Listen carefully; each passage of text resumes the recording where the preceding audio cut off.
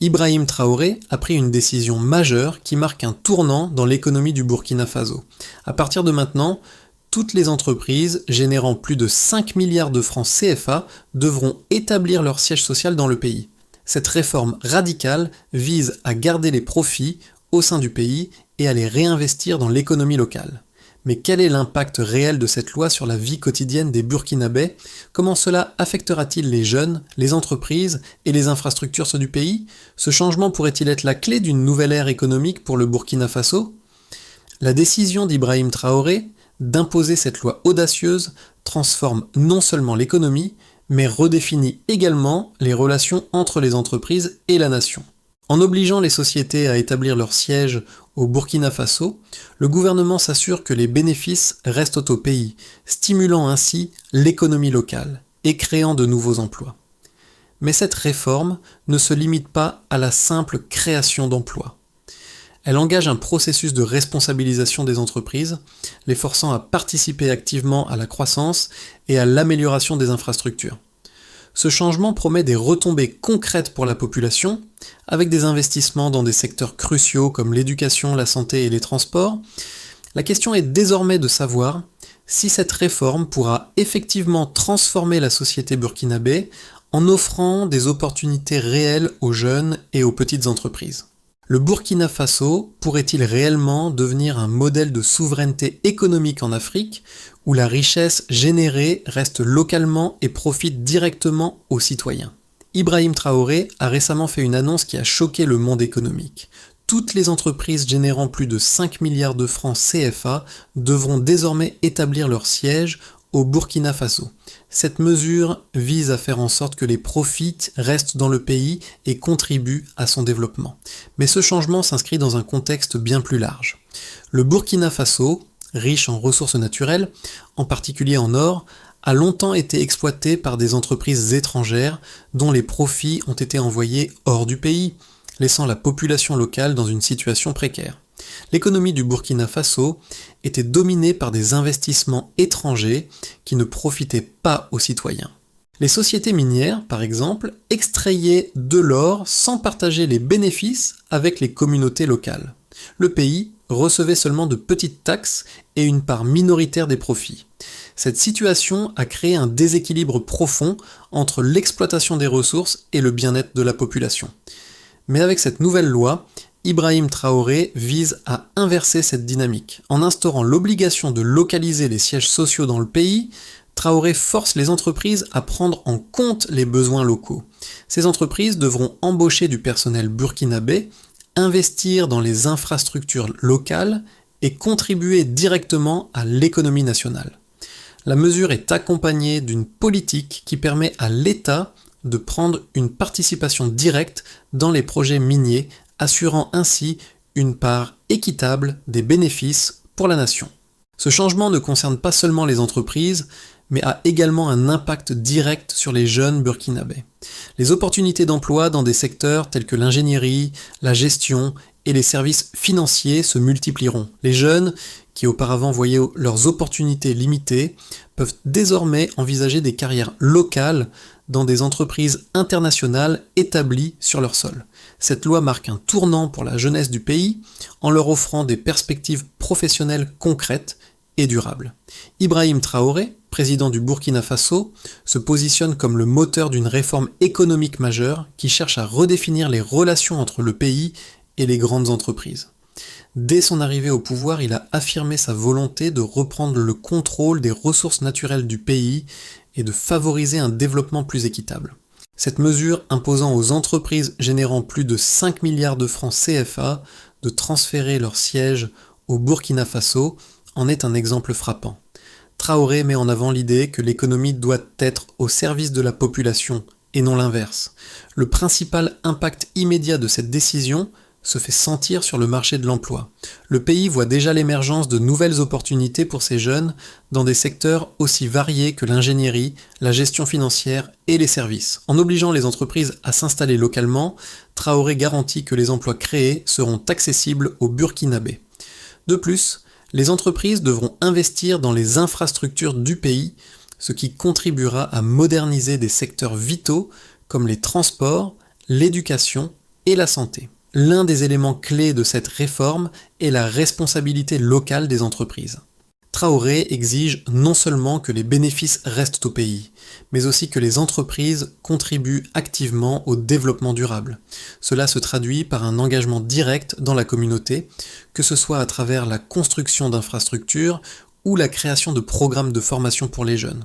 Le pays commence à voir les premiers effets tangibles de cette politique, et le climat des affaires s'adapte à cette nouvelle réalité. Le changement initié par Ibrahim Traoré ne s'est pas fait dans un vide politique ou économique. Au contraire, il découle d'une série d'événements qui ont façonné l'histoire du Burkina Faso et qui ont préparé le terrain pour une telle réforme. Le pays, autrefois considéré comme une simple source de ressources naturelles pour les entreprises étrangères, a longtemps vu ses richesses s'échapper sans bénéfice pour la population locale. Les sociétés minières, en particulier, ont exploité l'or du pays sans créer de réelles retombées pour les citoyens burkinabés. Mais les choses ont commencé à changer il y a quelques années, lorsque le gouvernement a pris conscience du besoin urgent de redéfinir sa politique économique et de restaurer la souveraineté nationale sur ses ressources naturelles. Cette prise de conscience a été renforcée par l'incapacité des anciennes administrations à réformer en profondeur un système économique dominé par des intérêts étrangers. Le déclic final est survenu lorsque Ibrahim Traoré a pris le pouvoir et a clairement exprimé son intention de changer le modèle économique du pays. La loi imposant aux entreprises de plus de 5 milliards de francs CFA de déplacer leur siège au Burkina Faso fait partie d'un plan global de réforme économique. Traoré a bien compris que pour que le pays puisse véritablement bénéficier de ses ressources naturelles, il devait d'abord maîtriser la manière dont ces ressources étaient gérées et utilisées. En forçant les entreprises à installer leur siège dans le pays, il garantit non seulement que les profits restent locaux, mais aussi que les entreprises participent activement à l'édification d'une économie durable et inclusive. Le processus a débuté avec la mise en place de stratégies pour faciliter la réinstallation des entreprises. Des mesures incitatives ont été prises pour encourager les sociétés à investir dans le pays tout en maintenant une vigilance sur la manière dont elles se comportent une fois installées. Les entreprises doivent désormais recruter du personnel local, investir dans les infrastructures et participer activement au développement des communautés. La première étape de cette politique a été un choc pour de nombreuses entreprises étrangères habituées à extraire les bénéfices sans aucune responsabilité locale. Cependant, à mesure que les premières entreprises ont commencé à s'installer, les résultats sont devenus visibles. Des milliers d'emplois ont été créés dans les secteurs de la construction, des services et de l'ingénierie, et des investissements significatifs ont été réalisés dans les infrastructures locales. Les retombées de cette politique ne se limitent pas au secteur économique. Elle a également eu un impact direct sur la société burkinabé. Les jeunes, qui jusqu'alors n'avaient pas accès à des emplois dans des entreprises internationales, se voient offrir des carrières locales dans des secteurs clés. L'éducation et la formation sont désormais adaptées aux besoins du marché local, avec des universités et des centres de formation qui développent des programmes adaptés aux compétences recherchées par les nouvelles entreprises installées dans le pays. Cependant, ce processus ne s'est pas fait sans résistance. De nombreuses entreprises ont exprimé des préoccupations concernant les coûts supplémentaires liés à la réinstallation de leur siège au Burkina Faso. D'autres ont craint que cela ne réduise leur compétitivité sur le marché mondial. Mais Ibrahim Traoré a rassuré les investisseurs en soulignant que cette réforme, loin de nuire à l'attractivité du pays, renforcerait en réalité son indépendance économique et sa stabilité à long terme. Le temps nous dira si cette réforme pourra transformer en profondeur l'économie du Burkina Faso. Ce qui est certain, c'est que le pays est désormais sur la voie d'une véritable souveraineté économique. Le leadership de Ibrahim Traoré envoie un message clair. Le Burkina Faso ne veut plus être un simple fournisseur de ressources pour le reste du monde. Il veut contrôler son destin économique et permettre à sa population de bénéficier des richesses produites sur son sol.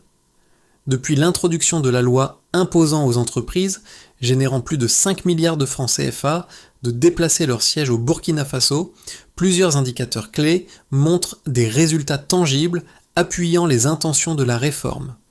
Le changement ne se limite pas à des intentions politiques, mais se manifeste par des données concrètes qui attestent des retombées positives sur l'économie locale et la société burkinabé.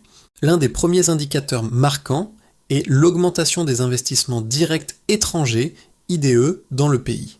Avant cette loi, les entreprises étrangères, notamment dans le secteur minier, transféraient une grande partie de leurs bénéfices à l'étranger. Mais depuis l'entrée en vigueur de la réforme, les flux d'IDE ont connu une hausse significative. Selon les chiffres du gouvernement, les investissements étrangers ont augmenté de 12% au cours de la première année de mise en œuvre de la loi. Cette tendance suggère que les entreprises, loin de fuir, semblent reconnaître les avantages de la stabilité et de la prévisibilité offertes par la réforme. En outre, la création d'emplois est un autre résultat tangible. Les nouvelles entreprises installées au Burkina Faso ont permis la création de milliers de postes pour les Burkinabés. Les secteurs de la construction, de l'ingénierie et des services ont vu des recrutements massifs, répondant ainsi à un besoin crucial dans un pays où le taux de chômage des jeunes reste élevé. Un rapport publié par le ministère du Travail indique qu'environ 30 000 emplois ont été créés au cours des 2 premières années suivant la mise en œuvre de la loi. Ce chiffre représente un saut significatif dans l'emploi local, en particulier dans des secteurs qui étaient auparavant dominés par des expatriés. Un autre aspect important de cette réforme est l'impact sur le développement des infrastructures. Le gouvernement a mis en place des incitations fiscales pour encourager les entreprises à investir dans les infrastructures de local, telles que les routes, les écoles et les hôpitaux. Les entreprises ayant déplacé leur siège au Burkina Faso ont investi dans la modernisation de ces infrastructures, et les résultats sont visibles. Selon les données de l'Agence nationale des infrastructures, plus de 500 km de routes ont été construits ou rénovés, et 200 projets d'infrastructures scolaires et sanitaires ont été lancés dans les zones rurales. Ces améliorations contribuent non seulement à la modernisation du pays, mais aussi à l'amélioration de la qualité de vie des citoyens. Les jeunes, qui sont au cœur de cette transformation, bénéficient également de la réforme par le biais de l'éducation et de la formation. Les entreprises, maintenant installées localement, exigent une main-d'œuvre qualifiée, ce qui a conduit à un renforcement de l'enseignement technique et professionnel. Des partenariats ont été établis entre les entreprises et les universités locales pour adapter les formations aux besoins spécifiques du marché. Une étude menée par l'université de Ouagadougou indique que le taux d'insertion professionnelle des diplômés a augmenté de 15% grâce à ces partenariats. Enfin, un autre indicateur majeur est la participation accrue de l'État dans les projets miniers. Grâce à la réforme, l'État burkinabé détient désormais jusqu'à 45% des parts dans les projets miniers majeurs. Cela signifie que le pays bénéficie directement des bénéfices de l'exploitation des ressources naturelles. Les premiers résultats montrent une augmentation de 20% des recettes fiscales provenant du secteur minier, contribuant à renforcer les finances publiques et à soutenir le développement des infrastructures sociales. Ces données montrent clairement que la réforme d'Ibrahim Traoré est bien plus qu'une simple déclaration politique. Elle se traduit par des résultats concrets et mesurables qui bénéficient directement à la population et à l'économie du Burkina Faso. Le pays est sur la voie d'un avenir plus prospère, avec une croissance durable et un développement inclusif, et les premiers chiffres en sont la preuve indéniable. La réforme économique lancée par Ibrahim Traoré a indéniablement suscité des débats. D'un côté, les partisans de la mesure soulignent les avantages considérables qu'elle apportera à l'économie locale et au développement du pays.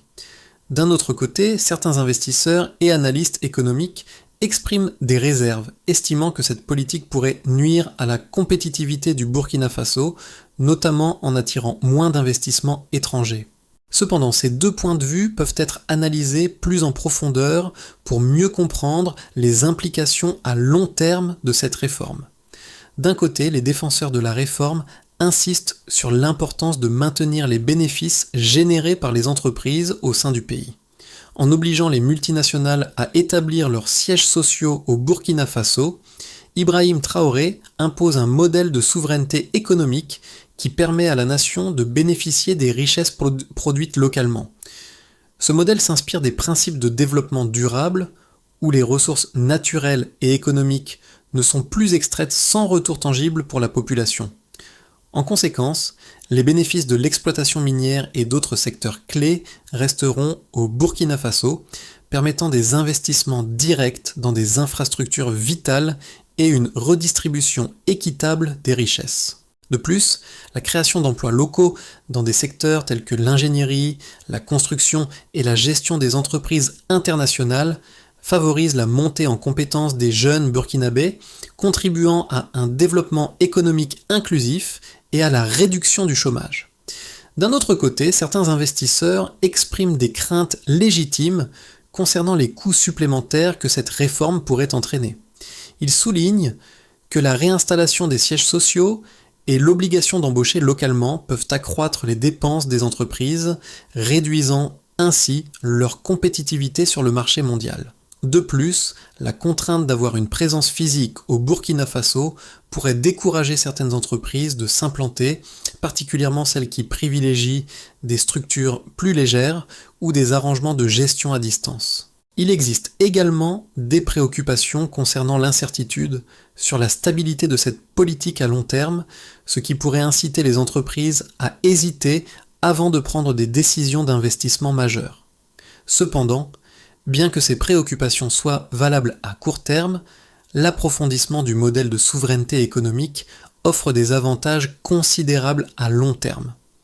En se concentrant sur la transformation des richesses internes et l'engagement local, le Burkina Faso crée une économie plus résiliente et indépendante. Cette réforme pourrait devenir un modèle pour d'autres pays africains qui cherchent à renforcer leur souveraineté économique tout en attirant des investissements étrangers. Par conséquent, même si les défis sont importants, les retombées positives de cette réforme risquent de l'emporter sur les inconvénients à long terme, en particulier si le pays continue à développer des politiques de soutien aux entreprises tout en renforçant son cadre juridique et institutionnel pour soutenir la croissance durable. Le changement initié par Ibrahim Traoré est bien plus qu'une simple réorganisation économique. Il incarne une vision stratégique qui vise à redéfinir le rôle du Burkina Faso sur la scène africaine et mondiale. Cette loi, qui oblige les entreprises à installer leur siège sur le sol burkinabé, a des répercussions bien au-delà des simples bénéfices financiers. Elle modifie fondamentalement la relation entre l'État et les entreprises, mais aussi entre la population et les acteurs économiques internationaux. Ce pivot est en train de transformer le pays de manière irréversible. Les résultats visibles jusqu'à présent confirment que le Burkina Faso n'est plus seulement une source de ressources naturelles pour le reste du monde. Le pays prend désormais le contrôle de ses richesses, les transformant en levier pour un développement inclusif. Les infrastructures locales se développent, les jeunes trouvent des emplois dans des secteurs clés et les entreprises internationales s'adaptent à un environnement où la responsabilité sociale et économique devient essentielle. Cependant, la question demeure. Cette transformation pourra-t-elle perdurer à long terme ? Les défis sont nombreux, mais les premiers résultats suggèrent que le Burkina Faso est sur la bonne voie.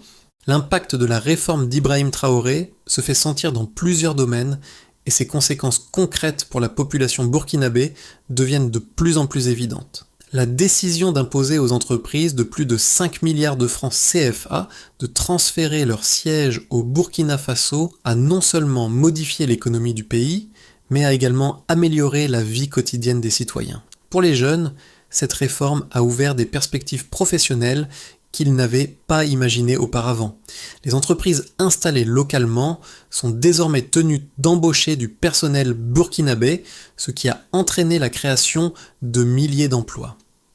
Les secteurs de la construction, des services, de l'ingénierie et de la gestion connaissent une croissance importante, avec des jeunes diplômés qui trouvent désormais des opportunités dans des entreprises internationales.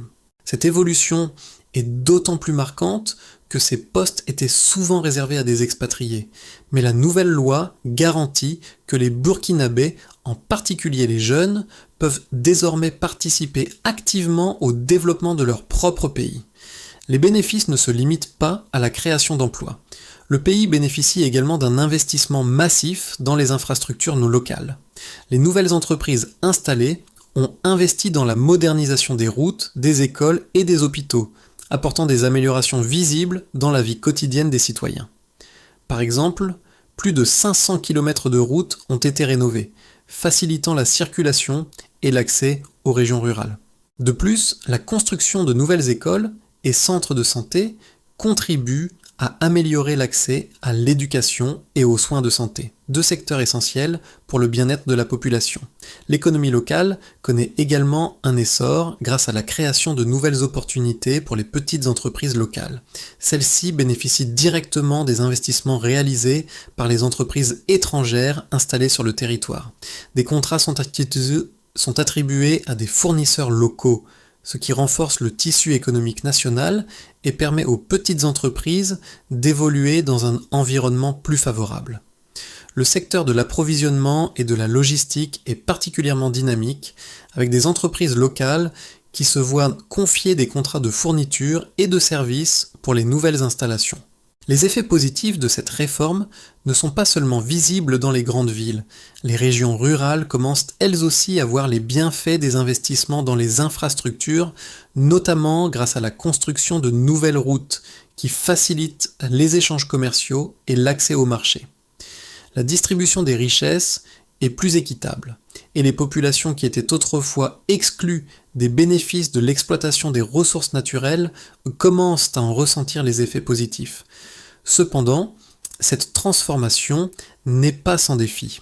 Le Burkina Faso doit encore surmonter des obstacles tels que l'adaptation du marché du travail, la gestion des attentes croissantes de la population et le maintien de la compétitivité sur le marché mondial. Mais les premiers signes sont positifs, et cette réforme semble poser les bases d'une économie plus autonome, plus équitable et plus durable.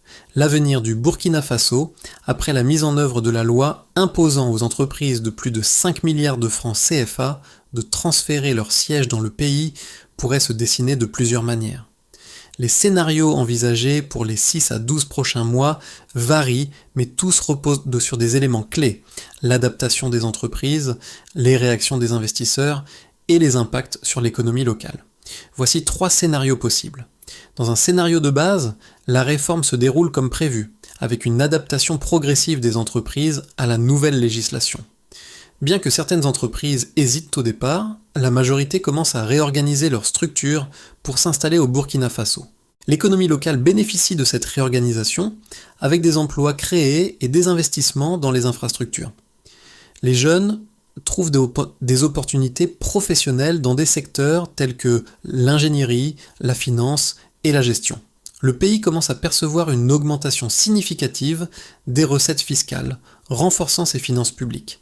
À court terme, des défis peuvent encore subsister, notamment en termes de formation de la main-d'œuvre et d'adaptation des entreprises aux nouvelles conditions de travail. Cependant, avec des ajustements progressifs, l'économie se stabilise et les bénéfices pour la population deviennent plus visibles.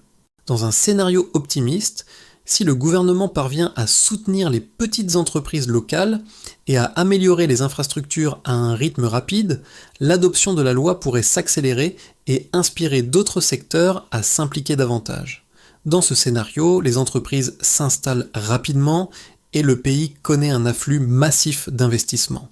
Le taux de chômage des jeunes continue de diminuer, les investissements dans l'éducation et la formation se multiplient et l'innovation se développe dans les PME locales. L'économie croît de manière soutenue et le Burkina Faso devient un modèle de souveraineté économique pour l'Afrique. Ce scénario optimiste pourrait voir la population tirer un bénéfice immédiat des nouvelles installations. Et des améliorations notables seraient observées dans les infrastructures publiques. Dans un scénario pessimiste, ce scénario envisage une résistance prolongée de certaines entreprises face à la loi, notamment celles qui redoutent pour les coûts liés au transfert de leur siège au Burkina Faso.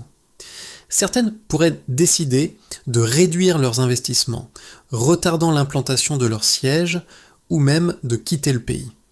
Cela pourrait ralentir la création d'emplois et la modernisation des infrastructures, et les bénéfices escomptés ne se concrétiseraient même que lentement. Le pays pourrait également faire face à des tensions avec les investisseurs internationaux qui cherchent à maintenir des relations moins contraignantes.